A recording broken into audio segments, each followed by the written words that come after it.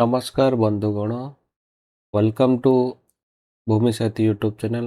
आज आम जाना कोर्टर आदेश किंबा डिग्री आधार रे किपरि नामजारी करा जाए आपण कोर्ट रे आपण सपक्ष रे कोर्ट ऑर्डर हेछि बा डिग्री हेछि आपण ताऊ केमिति तहसील नामजारी करिवे ता विषय रे आज आमे आलोचना करिवा हला। तो देखो तो आपण जो भी रहिला आपणकर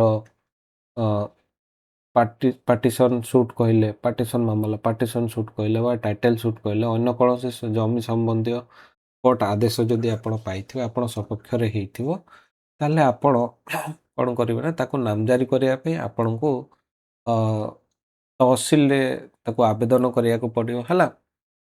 आजिकाली सब ऑनलाइन ही गलानी आपण ताको ऑनलाइन आवेदन करि परिबे हला। तो नामजारी करिया पे कोन करिया को पड़ियो ना आपण जो भी आपणकर जो भी कोर्ट आदेश बा डिग्री पाई तार सर्टिफाइड कॉपी बाहर करने है एवं ताकू ये जो गवर्नमेंट पोर्टाल अच्छी Odisha revenue service .nic.in portal आप ऑनलाइन आवेदन करेंगे है। तो आम ये वीडियो देखिए आम केमी आप अप्लाई करेंगे ऑनलाइन ताकू आम वीडियो देखा एवं ऑनलाइन अप्लाई कला आप आवश्यक जो दस्तावेज रहा आपणकर जो सर्टिफाइड कॉपी है आपण आइडेंटिटी प्रूफ है पट्टा जेरक्स है एगुड़ा सब आपण ऑनलाइन अप्लाई कला तहसील रे दाखल करेंगे है। तार प्रक्रिया हूँ आपण वंस कोर्ट डिग्री आदेश पाईगला आपण तार सर्टिफाइड कॉपी सब बाहर करने से जो कोर्ट ऑर्डर है एवं आपण कौन कर ऑनलाइन आवेदन करेंगे एवं तहसील रे तहसील ऑफिस रे आपण जो कोर्ट डिग्री एवं आवश्यक दस्तावेज सबमिट करेंगे दाखल करेंगे तापर कौन हम ना आपण को गोटे केस नंबर अलर्ट हम ऑनलाइन आपण मेसेज गोटे पड़े आसो है योर केस नंबर जी लिखाई आसला आपणकर प्रोसेस हम म्यूटेशन प्रोसेस आपणकर जो सब जांच हो डिग्री आपण जो डिग्री सबमिट करते जांच करा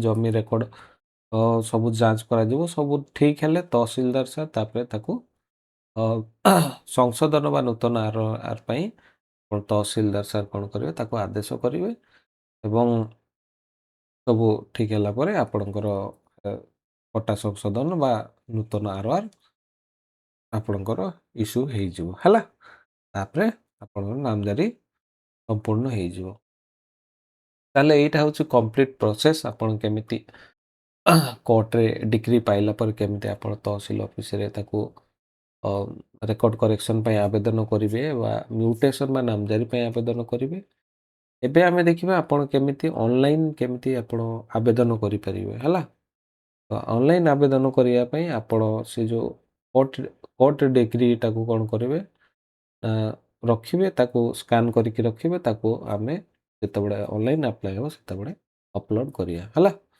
तो एबे देखिबे आपण केमिति ऑनलाइन ताकू आवेदन करिवे ऑनलाइन आवेदन करिया पई आपनको ए जो वेबसाइट अछि हला ये जो वेबसाइट अच्छे आपणकर ओडिशा रेवेन्यू सर्विस .nic.in है ये वेबसाइट को आपण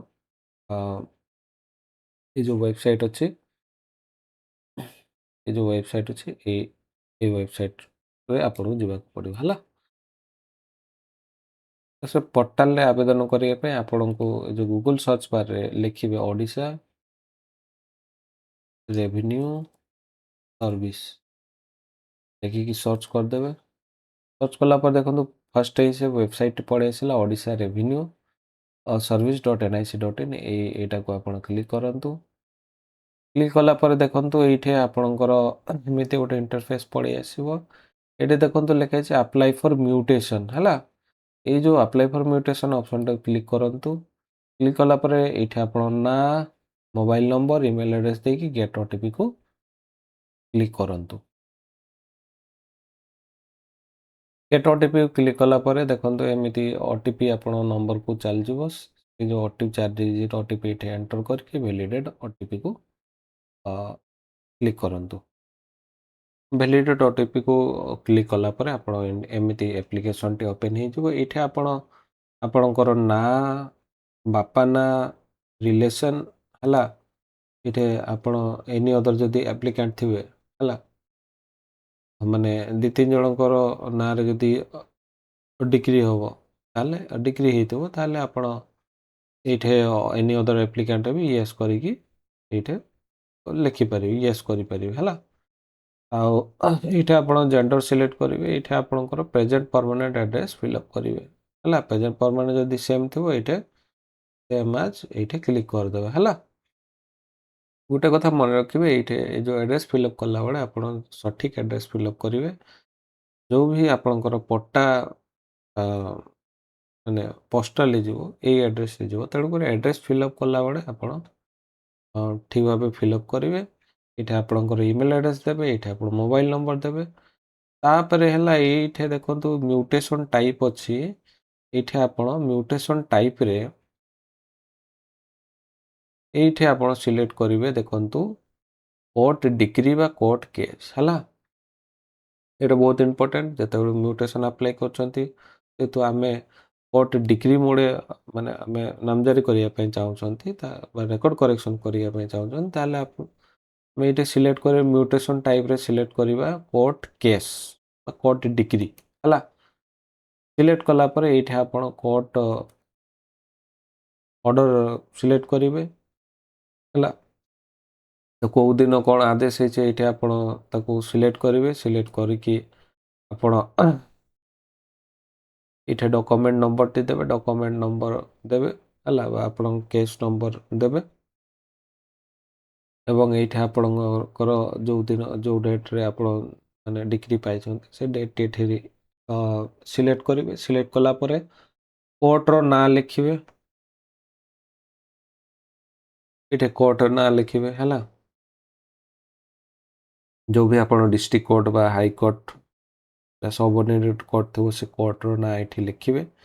ଲେଖିଲା ପରେ ସବୁଠୁ ଇମ୍ପୋର୍ଟାଣ୍ଟ ହେଲା ଆପଣଙ୍କର ଯେଉଁ ଡିସ୍କ୍ରିପସନ୍ ଅଫ୍ ପ୍ରପର୍ଟି ହେଲା। ଆପଣ ଯେଉଁ ବି ଆପଣ ମାନେ କେସ୍ କରୁଛନ୍ତି, ଲ୍ୟାଣ୍ଡ ସିଡ୍ୟୁଲ୍ ଯେଉଁଟା ବି ଥିବ ହେଲା, ଜମିର ଯେଉଁ ଡିଟେଲ୍ସ ସେଇ ଲ୍ୟାଣ୍ଡ ସିଡ୍ୟୁଲ୍ଟି ଏଇଠି ଆପଣ ସିଲେକ୍ଟ କରିବାକୁ ପଡ଼ିବ ହେଲା। ଯେମିତିକି ଜିଲ୍ଲା ସିଲେକ୍ଟ କରିବେ ହେଲା। ଜିଲ୍ଲା ସିଲେକ୍ଟ କଲା ପରେ ତାପରେ ଆପଣ ତହସିଲ ସିଲେକ୍ଟ କରିବେ। ତହସିଲ ସିଲେକ୍ଟ କଲା ପରେ ତାପରେ ମୌଜା ସିଲେକ୍ଟ କରିବେ, ଯେଉଁ ବି ଆପଣଙ୍କର ମୌଜା ଥିବ ବା ଭିଲେଜ୍ ହେଲା, ସେ ଭିଲେଜ୍ ସିଲେକ୍ଟ କରିବେ। ଭିଲେଜ୍ ସିଲେକ୍ଟ କଲା ପରେ ତାପରେ ଆପଣ ରାଜସ୍ୱ ଯେଉଁ ଆର୍ଆଇ ସର୍କଲ୍ଟା ଅଟୋମେଟିକାଲି ପଳେଇ ଆସିବ ହେଲା। ଥାନା ନମ୍ବର ଅଟୋମେଟିକାଲି ପଳେଇ ଆସିବ। ଏଇଠି ଆପଣ ଖାତା ନମ୍ବର ସିଲେକ୍ଟ କରିବେ, ଯେଉଁ ବି ଆପଣଙ୍କର ଖାତା ନମ୍ବର ଥିବ ହେଲା, ପଟ୍ଟା ନମ୍ବର ହେଲା, ଆପଣ ସବୁ ଡିକ୍ରି ଥିବ। ପଟ୍ଟା ନମ୍ବରଟି ଏଠି ସିଲେକ୍ଟ କରିବେ। ପଟ୍ଟା ନମ୍ବର ସିଲେକ୍ଟ କଲା ପରେ ତାପରେ ଆପଣ ଏଇଠୁ ପଟ୍ଟା ନମ୍ବର ସିଲେକ୍ଟ କରିବେ। ପଟ୍ଟା ନମ୍ବର ସିଲେକ୍ଟ କଲା ପରେ ତାପରେ ଆପଣ ପ୍ଲଟ୍ ନମ୍ବର ସିଲେକ୍ଟ କରିବେ ହେଲା। ଏଠି ଯେଉଁ ବି ପ୍ଲଟ୍ ନମ୍ବର ଆପଣ ଧରାଯାଉ ଗୋଟେ ପ୍ଲଟ୍ ନମ୍ବର ଉପରେ କେସ୍ ଚାଲିଥିଲା ଏବଂ ଆପଣ ଡିକ୍ରି ଗୋଟେ ପାଇଗଲେ ହେଲା, ତ ସେଇ ଯେଉଁ ପ୍ଲଟ୍ ନମ୍ବରଟି ଏଠି ସିଲେକ୍ଟ କରିବେ ସେଇଟା ଆପଣ ଡିକ୍ରିରେ ଲେଖା ହେଇଥିବ। ପ୍ଲଟ୍ ନମ୍ବରଟି ସିଲେକ୍ଟ କରିବେ। ସିଲେକ୍ଟ କଲା ପରେ ତାପରେ ଆପଣ କେତେ ଏରିଆ ଆପଣଙ୍କ ଫେଭରରେ ହେଇଛି ସେ ଏରିଆ ଆପଣ ଏଇଠି ତାକୁ ମାନେ ଲେଖିବେ ହେଲା। ଯେମିତିକି ଏଇଟା ଫୁଲ୍ ପ୍ଲଟ୍ ଅଛି 55, ଡିକ୍ରି ହେଇଛି ଧରାଯାଉ 5 ଡିସିମିଲ୍ର ଗୋଟେ ଡିକ୍ରି ହେଇଛି, ତାହେଲେ ଏଇଠି 0. ଦେଖିବା ହେଲା। ଯେହେତୁ 5 ଡିସିମିଲ୍ ହେଇଛି ତାହେଲେ ମୁଁ ଲେଖିବି 0.0. ଏଇଟା ହେଇଯିବ ଆପଣଙ୍କର 0.05 ହେଲା। ହେଲା ପରେ ତାପରେ ଏଇ ଯେଉଁ କାପ୍ଚା କୋଡ଼୍ଟି ଏଠି ଫିଲ୍ଅପ୍ କରିବେ। କାପ୍ଚା କୋଡ଼୍ଟି ଫିଲ୍ଅପ୍ କରିକି ସବମିଟ୍ ଅପସନ୍ଟି କ୍ଲିକ୍ କରିବେ। ସବମିଟ୍ ଅପସନ୍ କ୍ଲିକ୍ କଲା ପରେ ଏମିତି ଆପଣ ଆପ୍ଲିକେସନ୍ ଡିଟେଲ୍ସ ପଳେଇ ଆସିବ। ତାପରେ ଏଟାକୁ ପ୍ରିଣ୍ଟ କରିକି ରଖିବେ ହେଲା। ଆପ୍ଲିକେସନ୍ ନମ୍ବରଟି ଏଠି ନୋଟ୍ ଡାଉନ୍ କରିବେ। ନୋଟ୍ ଡାଉନ୍ କରିକି ଆପ୍ଲିକେସନ୍ଟି ପ୍ରିଣ୍ଟ କରିକି ରଖିବେ। ରଖିକି ଏଇଟାକୁ କାଟିଦେବେ। କାଟିଦେଲା ପରେ ତାପରେ ଏଇଠି ଆପଣଙ୍କର ଯୋଉ କୋର୍ଟ ଡିଗ୍ରୀ ଅଛି, କୋର୍ଟ ଅର୍ଡର ଅଛି ତାକୁ ଆପଣ ଏଠି ସ୍କାନ୍ କରିକି ଅପଲୋଡ୍ କରିବେ ହେଲା। ଯୋଉଟା ବି ଆପଣ ଏଇଟା ଦେଖନ୍ତୁ 1 MB ସାଇଜର ଥିବା ଦରକାର। ତାକୁ 1 MB ଭିତରେ ରଖିବେ ସେ କୋର୍ଟ ଡିଗ୍ରୀଟାକୁ ହେଲା। ତାକୁ ସ୍କାନ୍ କରିକି ଏଇଠି ଫାଇଲ୍ ଚୁଜ୍ କରିକି ଏଇଟା ଅପଲୋଡ୍ କରିଦେବେ। ଅପଲୋଡ୍ କଲା ପରେ ତାପରେ ଏ ଯୋଉ ପେମେଣ୍ଟକୁ ପଳେଇଯିବେ। ମେକ୍ ପେମେଣ୍ଟ ଅପସନ୍ କ୍ଲିକ୍ କରିବେ। କ୍ଲିକ୍ କଲା ପରେ ଆପଣ ପେମେଣ୍ଟ ପେଜକୁ ଯିବେ। ତାପରେ ଆପଣଙ୍କର ଯୋଉ ପେମେଣ୍ଟ ଅଛି ସେ ପେମେଣ୍ଟଟିକୁ ପେ କରିବେ। ଯଦି କେତେ 150 ଟଙ୍କା ଅଛି 150 ଟଙ୍କା ଏମିତି ଆପଣଙ୍କୁ ବି ଆସିଯିବ ଅଟୋମେଟିକଲି। ତାପରେ ମେକ୍ ପେମେଣ୍ଟରେ କ୍ଲିକ୍ କରିବେ। ତାପରେ ପେମେଣ୍ଟ ପେଜ୍ ଆସିବ। ତାପରେ ପେମେଣ୍ଟ କରିବେ ହେଲା। ପେମେଣ୍ଟ ରିସିଭ୍ ଡାଉନଲୋଡ୍ କରିବେ। ତାପରେ ସକ୍ସେସଫୁଲ୍ ହେଲା ପରେ ତାପରେ ଆପଣ ଯୋଉ ରିସିପ୍ଟଟା ଯୋଉ ଆପ୍ଲିକେସନ୍ ପ୍ରିଣ୍ଟଟା ଯୋଉ କରିଥିବେ ହେଲା ତାକୁ ଆଉ ଆପଣଙ୍କର ଆଧାର କାର୍ଡ଼ ହେଇଗଲା। ତାପରେ ଆପଣଙ୍କର କୋର୍ଟ ଡିଗ୍ରୀ ହେଇଗଲା। ଏଗୁଡ଼ା ସବୁ ନେଇକି ତହସିଲ ଅଫିସରେ ସବମିଟ୍ କରିବେ। ମେକ୍ ପେମେଣ୍ଟ କ୍ଲିକ୍ କଲା ପରେ ଏମିତି ପଳେଇ ଆସିବ ଇ ଚାଲାଣ। ଏଇଠି ଦେଖନ୍ତୁ ଏଇଠି ଆପଣ ନେକ୍ସଟ ଅପସନ୍ କ୍ଲିକ୍ କରିବେ। ନେକ୍ସଟ ଅପସନ୍ କ୍ଲିକ୍ କଲା ପରେ ଏମିତି ଆପଣଙ୍କର ଚାଲାଣ ପଳେଇ ଆସିବ। ଏଠି ଆପଣ UPI ସିଲେକ୍ଟ କରିପାରିବେ। UPI ସିଲେକ୍ଟ କରିକି ଆପଣ ଏଇଠୁ ଗୋଟେ ପେମେଣ୍ଟ ଗେଟୱେ ସିଲେକ୍ଟ କରିବେ। ପେମେଣ୍ଟ ଗେଟୱେ ସିଲେକ୍ଟ କଲା ପରେ ଏଇଠି ଲେଖିବେ ଫି। ତାପରେ ଏଇଠି ତାକୁ ଟିକ୍ କରିବେ, ଆକ୍ସେପ୍ଟ କରିବେ। ତାପରେ ଏଇଠି ଯାହା ବି ଆପଣଙ୍କର ମାନେ ଇଏ ଅଛି କ୍ୟାପଚା କୋଡ୍ ଅଛି ତାକୁ ଏଠି ଫିଲ୍ଅପ୍ କରିକି ପ୍ରୋସିଡ୍ ଟୁ ପେମେଣ୍ଟ କରିବେ। ପ୍ରୋସିଡ୍ ଟୁ ପେମେଣ୍ଟ କଲା ପରେ ଏମିତି ପପଅପ୍ ଆସିବ। ତାପରେ ଏଇଠି ଓକେ ପ୍ରେସ୍ କରିବେ, କ୍ଲିକ୍ କରିବେ। କ୍ଲିକ୍ କଲା ପରେ ଏମିତି ପଳେଇ ଆସିବ। ଏଇଠି ଆପଣ QR କୋଡ୍ କରିକି ତାପରେ ଆପଣ ପେମେଣ୍ଟ କରିବେ। ପେମେଣ୍ଟ କଲେ ସକ୍ସେସ୍ ହେଲା ଆପଣଙ୍କର ପେମେଣ୍ଟ ରିସିପ୍ଟ ଜେନେରେଟ୍ ହେଇଯିବ। ପେମେଣ୍ଟ ରିସିପ୍ଟ ଜେନେରେଟ୍ ହେଲା ପରେ ତାକୁ ଆପଣ ପ୍ରିଣ୍ଟ କରିବେ। ପ୍ରିଣ୍ଟ କଲା ପରେ ଆପଣଙ୍କର ସକ୍ସେସଫୁଲ୍ ହେଇଯିବ। ହେଲେ ଏମିତି ଆପଣ ଅନଲାଇନ୍ ଆବେଦନ କରିବେ ହେଲା। ଅନଲାଇନ୍ ଆପ୍ଲାଏ କଲା ପରେ ଆପଣଙ୍କର ଯୋଉ ରହିଲା କ'ଣ ରହିଲା କୋର୍ଟ ଡିଗ୍ରୀ, ଆଇଡେଣ୍ଟିଟି ପ୍ରୁଫ୍, ପଟ୍ଟା ବା RR ସବୁ ନେଇକି ତହସିଲ ଅଫିସରେ କରିବେ ହେଲା। ସବମିଟ୍ କଲା ପରେ ଏଇଟା ହେଉଛି ପ୍ରୋସେସ୍। ତହସିଲଦାର ସାର୍ ତାକୁ ସବୁ ଯାଞ୍ଚ କରିବେ। ରେକର୍ଡ ଡିଗ୍ରୀ ସବୁ ଯାଞ୍ଚ କରିବେ। ସବୁ ଠିକ୍ ହେଲେ ତହସିଲଦାର ସାର୍ ଆଦେଶ କରିବେ। ଆଦେଶ କଲା ପରେ ତାପରେ ସେପାରେଟ୍ ପଟ୍ଟା ବା RR ପଟ୍ଟା ସଂଶୋଧନ ହେଇଯିବ। ଏଇଟା ହେଉଛି କମ୍ପ୍ଲିଟ୍ ପ୍ରୋସେସ୍ ହେଲା। ହେଲେ ଆଶା କରୁଛି ଏ ଭିଡ଼ିଓଟି ଆପଣଙ୍କୁ ଭଲ ଲାଗିଥିବ। ଯଦି ଭିଡ଼ିଓଟି ଭଲ ଲାଗିଥିବ ତାହେଲେ ଆପଣ ଭିଡ଼ିଓଟିକୁ ଲାଇକ୍ କରନ୍ତୁ ଏବଂ ଚ୍ୟାନେଲଟିକୁ ସବସ୍କ୍ରାଇବ୍ କରନ୍ତୁ ଏବଂ ବେଲ୍ ଆଇକନ୍ ପ୍ରେସ୍ କରନ୍ତୁ ସୋ ଦ୍ୟାଟ୍ ଫ୍ୟୁଚରରେ ଯଦି କୌଣସି ନୂଆ ଭିଡ଼ିଓ ଅପଲୋଡ଼ ହେଲେ ଆପଣ ଅପଡ଼େଟେଡ଼ ରହିବେ। Thank you.